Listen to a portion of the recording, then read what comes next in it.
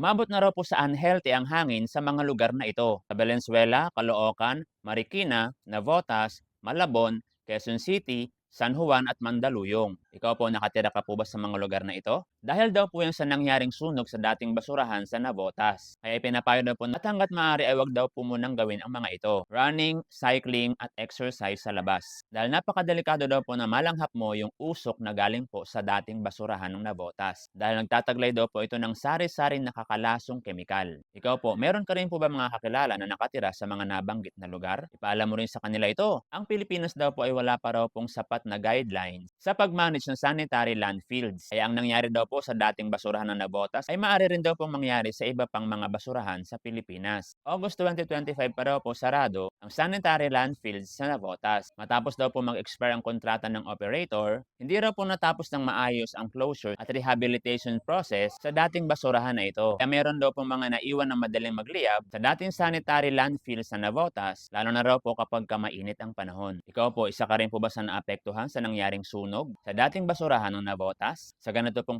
problema ay napakahalaga po na masolusyonan ito dahil nakasalalay po dito ang buhay at kalusugan ng mga mamamayan. Lalo na po sa mga nakatira sa mga apektadong lugar. Kaya kayo po na nandyan sa Metro Manila ay sama-sama po tayong magdasal. Humingi po tayo ng tulong sa Panginoon na masolusyonan ang problema na ito. Huwag rin pong kakalimutan na magsisi sa mga kasalanan ng bawat isa at humingi ng tawad sa Panginoon sa mga nagagawang mga pagkakamali. Dahil po kapag sumusobra na po ang mga kasamaan sa isang lugar at ito ay hindi na nagugustuhan ng Panginoon ay mayroong nangyayaring hindi maganda sa mga lugar na ito. Ang tanging paraan para mapahinto ito ay ang pagsisisi, pag-amin ng mga kasalanan sa Diyos at humingi ng tawad. Kaya ulitin ko po, mahalaga na kayo mga taga Metro Manila ay sama-sama po na manalangin para po masolusyonan ang delikadong problema na ito diyan sa lugar po ninyo.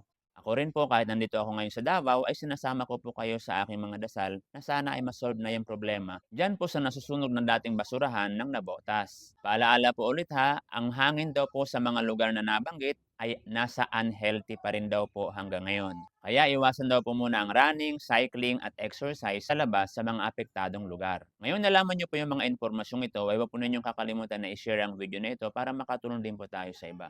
Katulad ko rin po nang malaman ko po yung mga impormasyong ito, sinishare ko rin po sa inyo bilang pagmamalasakit. Maring para po sa atin, simple lang po yung pagpindot, pero para po sa mga makakapanood po nito ay malaking bagay po ito para sa kanila. Kung nagustuhan po ninyo ang video na ito ay pwede po ninyo akong i-follow para updated po kayo sa mga bagong video na gagawin ko na katulad po nito.